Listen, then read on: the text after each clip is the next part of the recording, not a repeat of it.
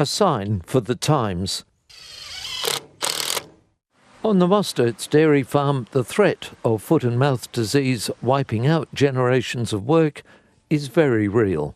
On our farm, we are on a high alert, though hasn't been declared in the country.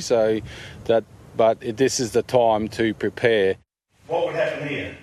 In response to the threat, hundreds of farmers gathered in Mt Barker to learn about the disease and what is being done to prevent it coming into Australia.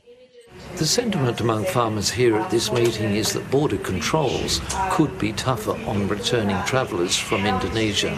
And while the focus has been on people that may have been near farms or animals whilst in Indonesia, the risk is more that they may be bringing back meat products that could be carrying the disease.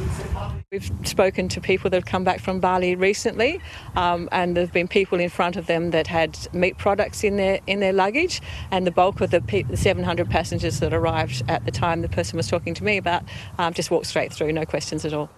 On their minds, what the authorities will do should the disease arrive.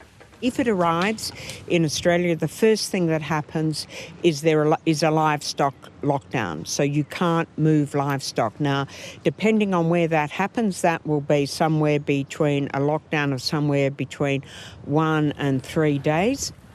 Authorities are calling on travellers and farm visitors to be mindful and help reduce the risk of infection spreading.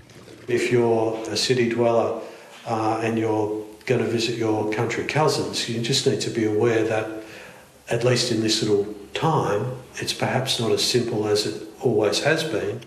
As well as a farm lockdown, Minister Tiernan said there would also be a strict border quarantine should the disease enter Australia.